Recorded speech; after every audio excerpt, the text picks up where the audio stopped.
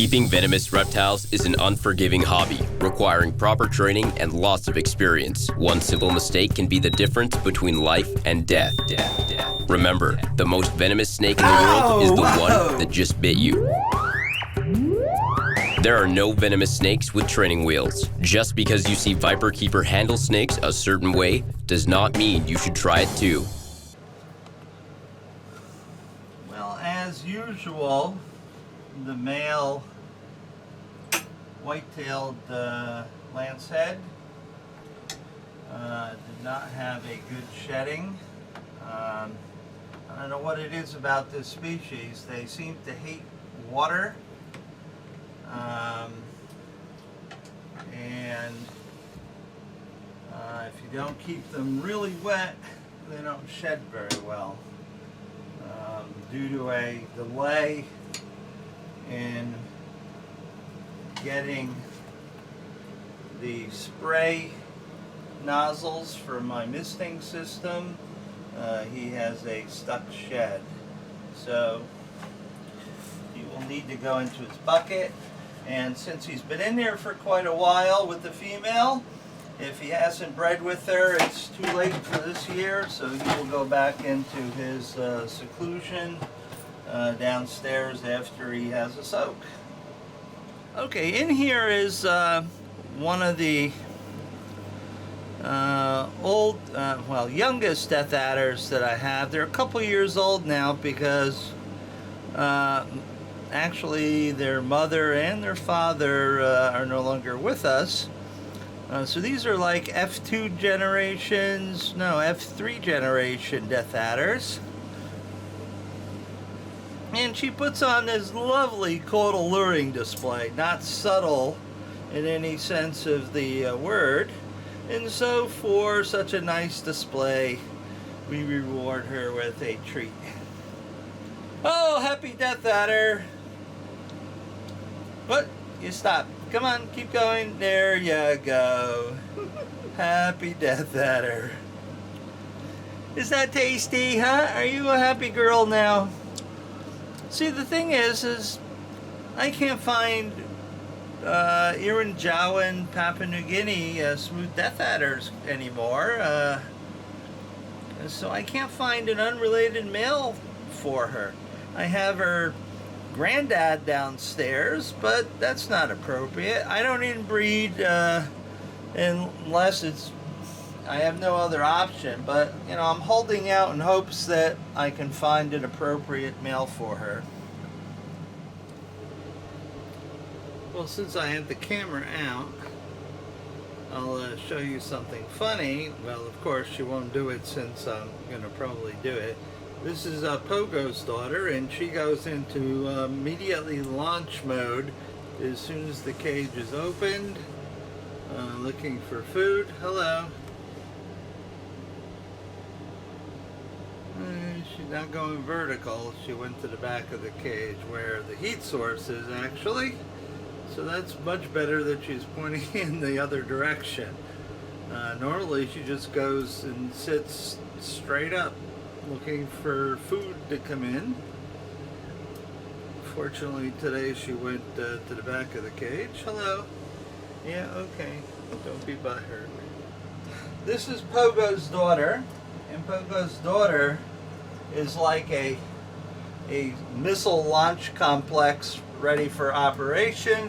When you slide this open, the head immediately comes up and hopefully doesn't lock onto you, but locks onto the tasty morsel which we are providing.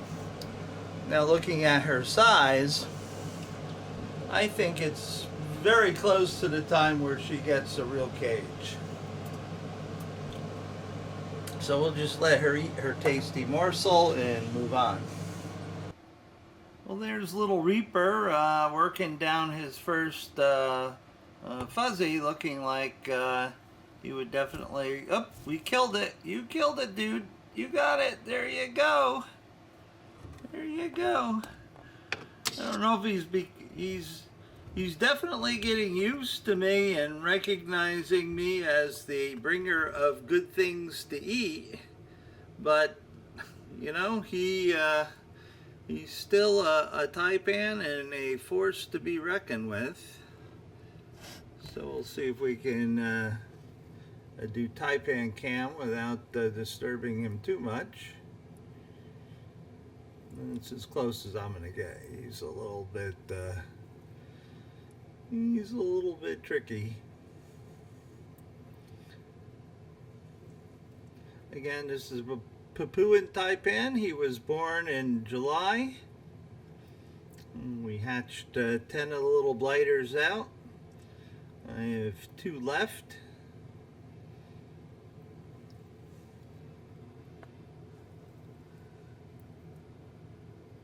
I will not be breeding them anymore. They're just too difficult to find homes for. Rearing them is not so bad. It's just finding homes for them. I don't need dozens of taipans around the lair. And just having the ones that I have makes Mrs. Viperkeeper quite uneasy.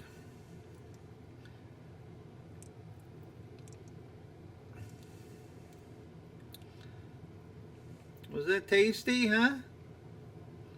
You were looking forward to that, huh? You knew I was here and you came out looking for something to eat. Now that I don't have something to eat, and he's looking like he wants something more to eat, I am going to get the hell out of Dodge. No, I don't have any more. I don't have any more. There's no more food. No more food today. Are you curious? Or you think that this might be something to eat? There's taipan cam for you. No, it's not so good to eat. No. Oops. Instantly into defensive posture. All I did was I raised my arm up to get the hook off the top of the cage so I could close the glass without putting my fingers near the door. So he is still very defensive towards me. I don't know if he'll ever outgrow that, but we'll assume that he won't. There we go. Okay, relax. Relax, I'll give you some water later. And we'll pack the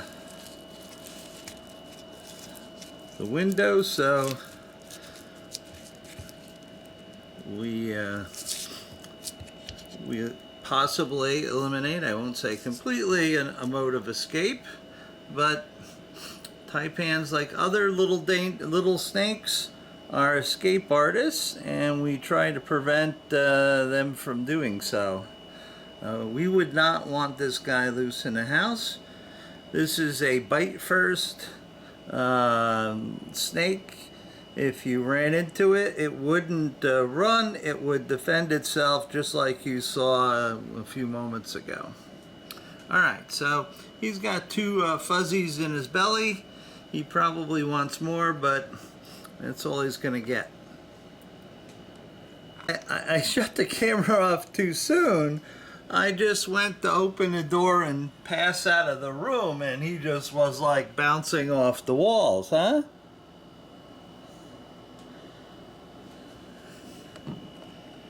You are quite the character.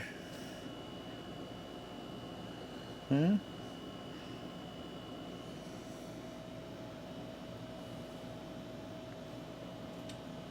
Yeah. What's that, huh? What's that? Is that something to kill? Yeah, everything in your mind is something to kill, huh? Yeah. No, these pinkies aren't available to eat. I told you, you got the only pinkies that you're going to get today. Mr. Brown.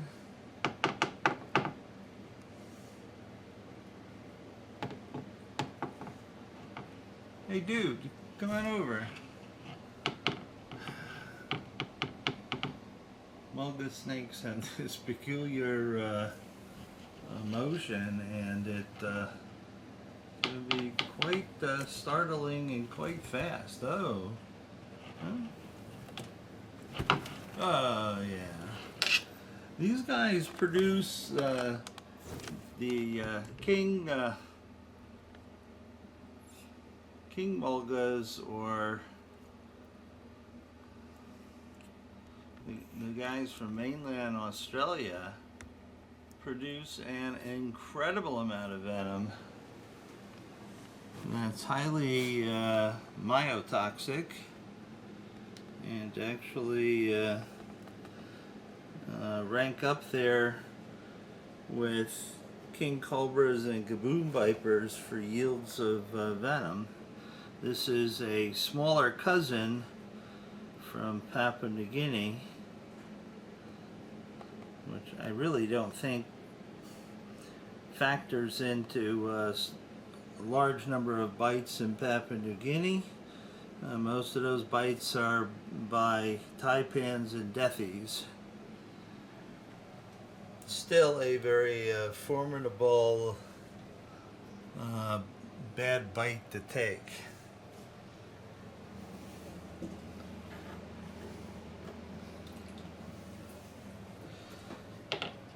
Would you like another one, dude?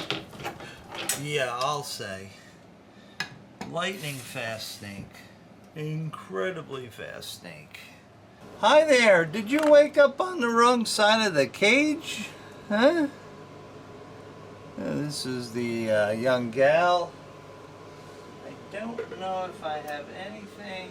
No, don't come out and visit. No, I don't have anything that I can feed her, but I will give her something. Come on. Come on. There we go. Oh, and there's the boy. Oh, you're nice and warm, huh? Oh, no. Oops. Oh, we're tail rattling now. She's like, I want to go over here, and how dare you bother me and stop me? Oh, look at that face. Wait, what the heck?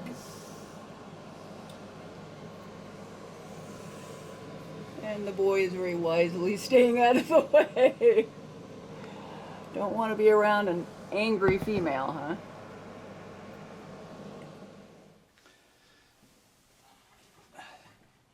You know, it's amazing how quiet it is in this room. Not that damn air conditioner running all the time. What I propose to demonstrate is the strange art of cage cleaning, and of course one has to remove the occupants in order to do that, because one would get bitten for sure and end up in the hospital, although I think sometimes pulling them out of their cage and putting them in the tub can be just as dangerous. So we'll start at the top. This guy very seldom comes out of there, only because he uses crowfab as an antivenom, and I really don't want to get tagged by a rattlesnake. But this is one of the baby, not so baby anymore, white speckled rattlesnake, Crotalus pyrrhus, from the southwestern U.S. There were 5 babies born in June or so of 2016. 4 are still alive. This one is the only one that's doing very well. The other ones, if I showed you them side to side, beside one another, you would be totally, you said, nah, it can't be the same litter mates. The litter mates are probably 4 or 5 inches long because they're not feeding and or regurging and all that nasty stuff. So maybe I'll shoot a little bit and demonstrate that I'm not lying. It all depends on if they eat and stuff, and some of them just prefer not to eat and prefer to sort of waste away and die. Now, because, again, they take crowfab, I haven't been terribly keen on force feeding them, although I have. I'm just trying to keep his brothers and sisters.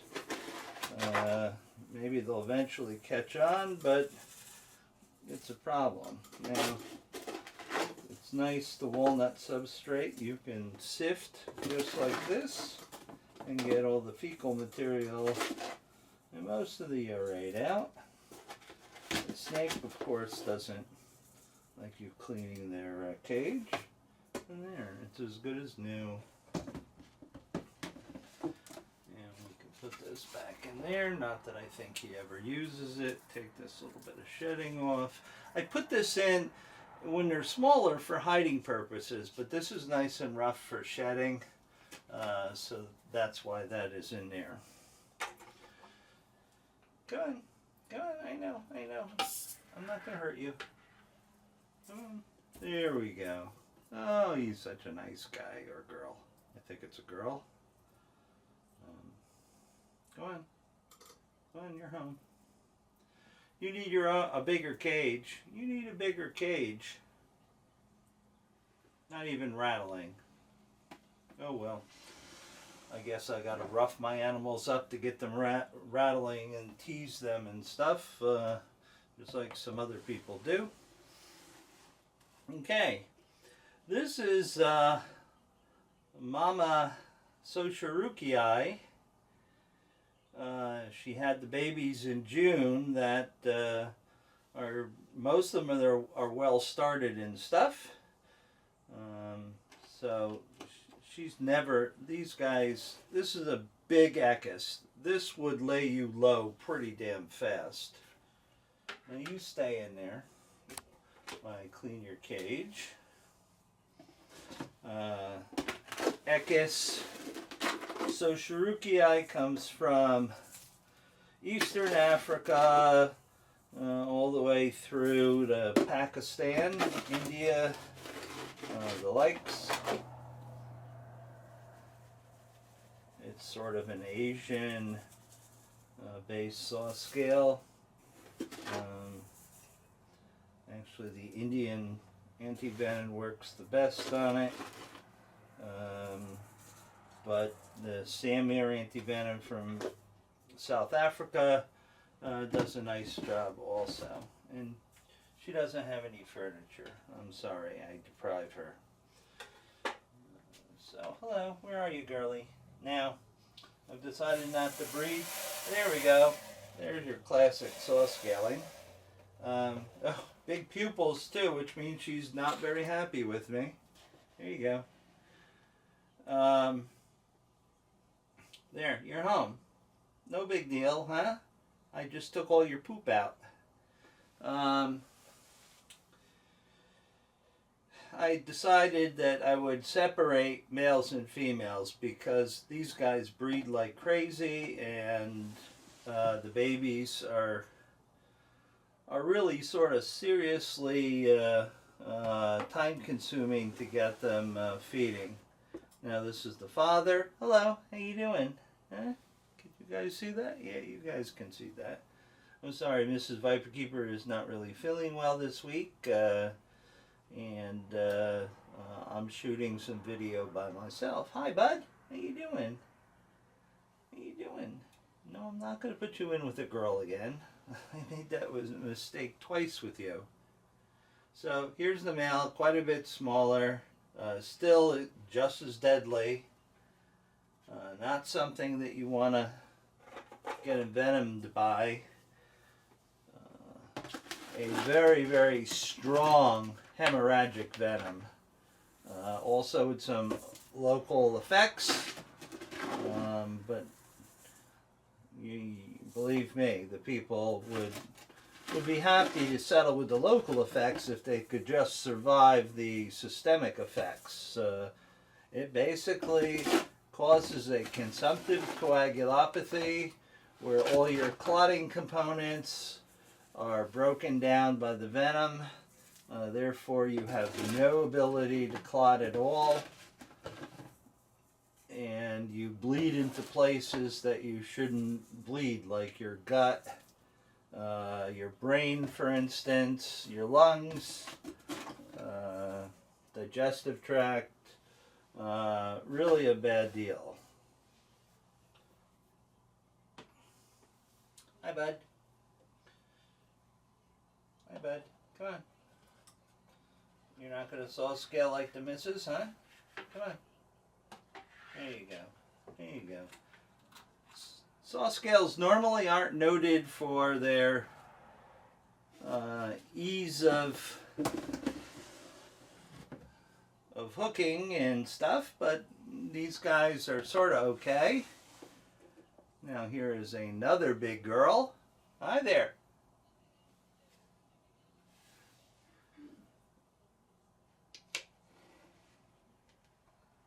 Are you happy with your little hut, huh? You are. I'm just afraid you're going to launch at my hand. Come on. Come on. You need... After I said, oh, they're pretty easy to work with, she's going to give me difficulties. She's the sister of that one. And has never been with a male, and subsequently, I don't have any babies from her. I'm not sure that I'll ever do that, but like I said, I have plenty of saw scales to go around. I mean, Soschirukii, I have more of that particular species than any of the other saw scales that I have in the collection. And right now I've got, I think, 5 or 6 different species. I'm going to rest that there.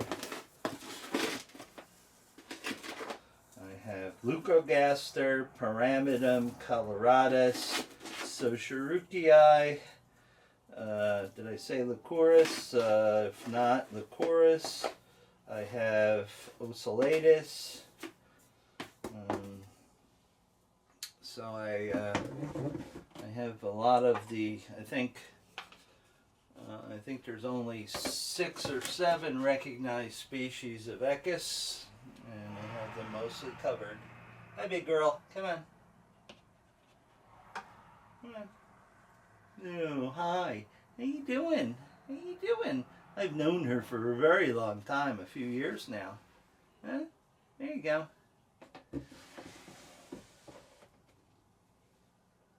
Okay, so that's